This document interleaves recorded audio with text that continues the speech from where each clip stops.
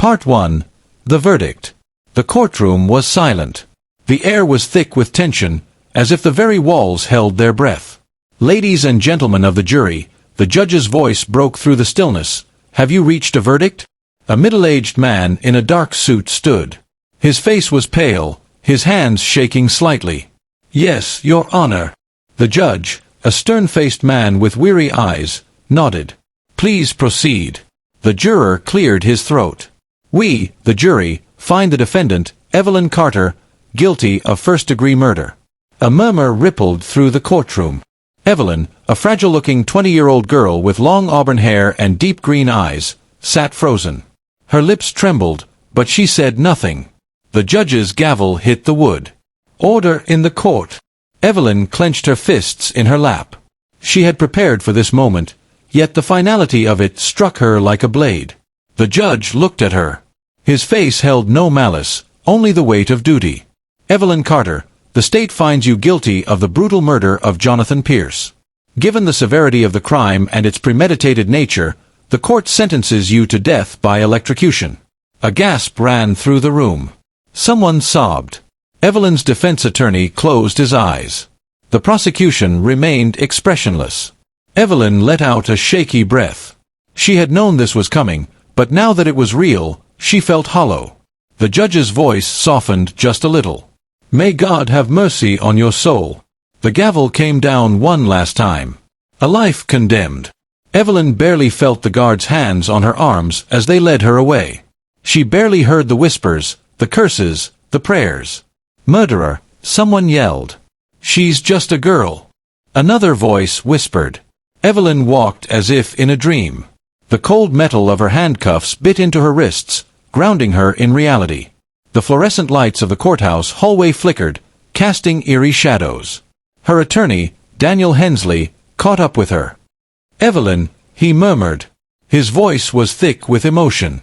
We'll appeal. We still have time. Evelyn turned to him. Her green eyes, usually so vibrant, were dull. You tried, she said softly. Thank you, Mr. Hensley. He looked at her, searching for something, hope, regret, fear. But she only gave him a small, sad smile before the guards pulled her forward. The prison cell. Evelyn sat on the cot in her tiny cell, staring at the ceiling. The walls were bare except for a tiny window with rusted bars. The only sound was the distant clang of metal doors. Her execution was set for 6 months from now. 6 months to sit in this concrete box. 6 months to wait for death. The thought didn't scare her as much as it should have. The door creaked open, and a woman in a gray uniform entered. Carter. You got a visitor. Evelyn frowned. Who? The guard didn't answer. She just gestured for Evelyn to follow.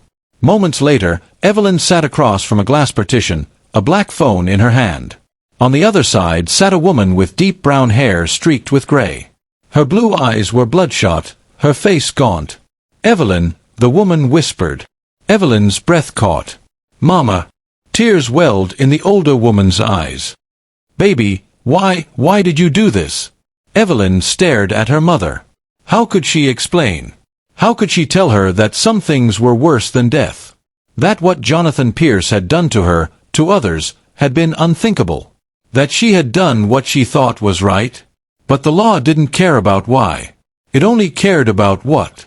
I didn't have a choice, Evelyn said finally. Her mother shook her head. There's always a choice. Evelyn bit her lip. Her mother would never understand. Tears slipped down her mother's face. I love you, Evelyn. No matter what. You are my baby girl. Evelyn's throat tightened. I love you too, Mama. A guard tapped her shoulder. Time's up. Evelyn pressed her fingers against the glass. Take care of yourself. Her mother sobbed as Evelyn was led away. The waiting game. Back in her cell, Evelyn curled up on her cot. She thought of her mother. She thought of the life she would never have. She thought of Jonathan Pierce. She had ended his life, but in doing so, she had ended hers too. The world had called her a monster. Maybe they were right.